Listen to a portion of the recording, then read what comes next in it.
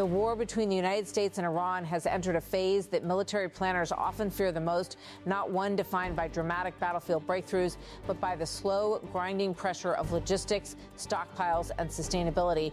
What began as a high-intensity exchange of precision strikes has now evolved into a deeper strategic contest where the central question is no longer who can strike harder, but who can endure longer. At the center of this evolving crisis lies one weapon, the Tomahawk cruise missile. For decades, it has been a symbol of American military precision, capable of striking targets over long distances with minimal risk to personnel. But in the ongoing conflict, its extensive use is now raising difficult questions within the Pentagon and beyond. According to multiple reports cited by senior officials, the United States has fired more than 850 Tomahawk cruise missiles in just 4 weeks of combat operations against Iran. This rate of usage is unprecedented in modern warfare and has triggered internal discussions about supply, production, and long-term readiness. These are not ordinary weapons. Tomahawk missiles can travel over 1,000 miles, navigate complex terrain, and strike targets with high precision. They are launched from naval vessels and submarines, allowing the United States to project power without exposing pilots to heavily defended airspace. But their effectiveness comes with a cost, both financially and industrially. Each missile can cost millions of dollars, and production remains limited. Reports indicate that only a few hundred are manufactured annually, even with efforts to expand capacity. This imbalance between consumption and production is now at the heart of growing concern. Inside military planning circles, the issue is often described in terms of burn rate, the speed at which munitions are used relative to how quickly they can be replaced. In the current conflict, that burn rate has reached levels that some officials describe as unsustainable. One recent assessment highlighted that the United States is now firing Tomahawks faster than they can be replenished, raising alarms about long-term readiness. The concern is not just about the current war, but about the broader strategic picture. What happens if another crisis emerges elsewhere, such as in the Indo-Pacific? Behind closed doors, officials have reportedly begun discussing urgent options. These include redistributing missile stockpiles from other regions, accelerating production timelines, and increasing funding for defense manufacturing. The dilemma underscores a deeper structural challenge. The U.S. defense industrial base is not currently optimized for prolonged, high-intensity conflicts against peer or near-peer adversaries.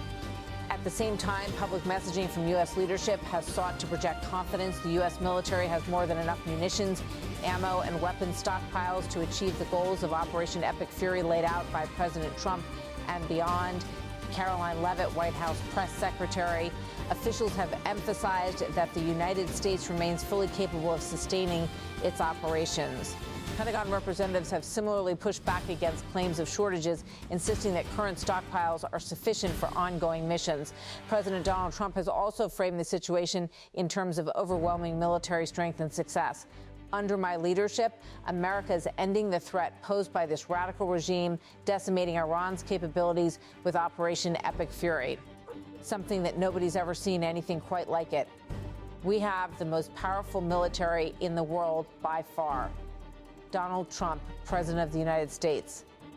Yet beneath these statements, the numbers tell a more complex story. Before the conflict began, analysts estimated that the United States possessed between roughly 3,000 and 4,500 Tomahawk missiles. With more than 850 already expended, a significant portion of that inventory may have been used in just 1 month. Rebuilding such a stockpile is not a short-term process. Even under expanded production plans, it could take years to fully replenish. This challenge is compounded by the nature of modern warfare. Precision weapons like Tomahawks are designed for high-value targets, radar systems, missile launchers, command centers. But in a conflict where the adversary employs dispersed, mobile, and often inexpensive systems, the cost imbalance becomes stark. Iran, for its part, has relied heavily on cheaper alternatives, including drones and decentralized missile systems. Some of these platforms cost tens of thousands of dollars compared to the millions required for Western precision munitions. This asymmetry creates a strategic paradox. The United States may win tactical engagements, but at a significantly higher cost per strike. The broader implications are now becoming evident. Analysts warn that continued high-intensity operations could strain not only missile inventories, but also critical supply chains. Materials used in advanced munitions are already facing increased demand and pressure. due to sustained combat usage. In parallel, other advanced systems are also being consumed at a rapid pace. Analysts suggest that key missile defense and strike systems could face shortages if current usage rates continue. This convergence of factors, high consumption, limited production, and supply chain vulnerabilities has led some experts to describe the situation as a test of industrial endurance as much as military capability. Meanwhile, on the battlefield, both sides continue to exchange claims and counterclaims. Iranian officials have asserted that their air defense systems successfully intercepted a U.S.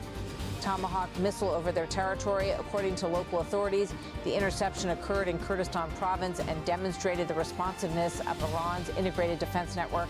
Precise and rapid. Kazemi, governor of Bijar, he emphasized that the system reacted within moments of detecting the incoming missile. Iran has also claimed success in targeting aerial assets, including reconnaissance drones and advanced fighter jets. The Islamic Revolutionary Guard Corps reported the downing of what it described as an American reconnaissance drone, further asserting that its forces have destroyed over 130 hostile drones since the start of the conflict. However, these claims have been strongly denied by the United States. U.S. Central Command has stated that no American fighter aircraft have been shot down, rejecting reports of losses involving advanced platforms such as the F/A-18 Super Hornet or the F-35 Lightning II. This pattern of competing narratives has become a defining feature of the conflict. Both sides are engaged not only in military operations, but also in information warfare, seeking to shape perceptions of success and resilience. In one of the most serious accusations, Iran's foreign minister leveled strong allegations against the United States and Israel. War crime and crime against humanity are not sufficiently describing the gravity of the atrocities they are committing, Iranian foreign minister.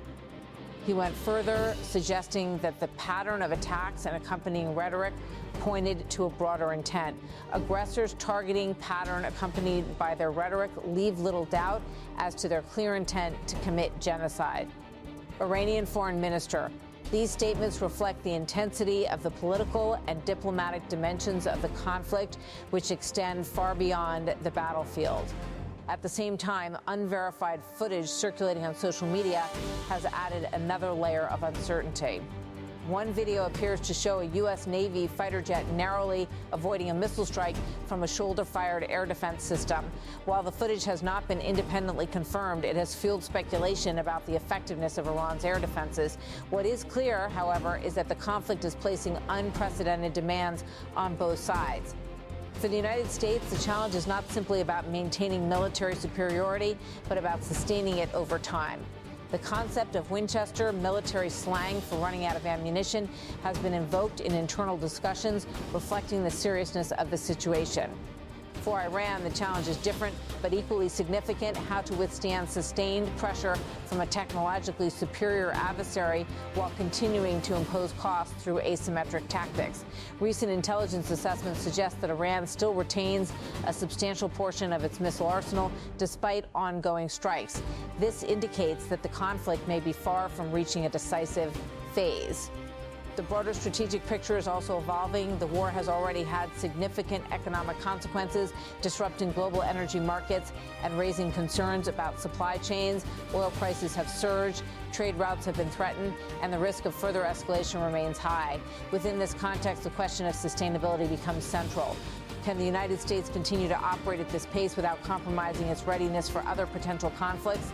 Can its defense industry scale up production quickly enough to meet demand? And can it adapt to a form of warfare where cost asymmetry favors the defender? These are not abstract questions. They go to the heart of modern military strategy. The current conflict is revealing a fundamental tension between technological superiority and industrial capacity. Precision weapons like the Tomahawk are incredibly effective, but they are also expensive, complex, and time-consuming to produce. In contrast, simpler systems, drones, basic missiles can be produced in large numbers at relatively low cost. This dynamic is reshaping the nature of warfare. In previous conflicts, the United States could rely on overwhelming technological and industrial advantages. Today, those advantages are being tested in new ways. The ability to sustain operations over time, to replenish stockpiles, and to adapt to changing conditions is becoming as important as battlefield performance. As the war continues, these issues are likely to become even more pronounced. The Pentagon is already exploring options to increase production, including long-term contracts with defense manufacturers and potential reforms to procurement processes. There is also growing recognition of the need for a more flexible and resilient defense industrial base. At the same time, policymakers are grappling with the broader implications. The conflict with Iran is not occurring in isolation. It is part of a larger geopolitical landscape that includes tensions in Asia, Europe, and other regions. Decisions made in one theater can have ripple effects elsewhere. In this environment, maintaining strategic balance becomes increasingly complex. For now, the United States continues to assert that it has the resources and capabilities needed to achieve its objectives. But the underlying concerns about stockpiles, production, and sustainability are unlikely to disappear. They are, in many ways, the defining challenges of this conflict. And as the war moves forward, one question will continue to loom large: not who can strike the hardest, but who can keep fighting the longest.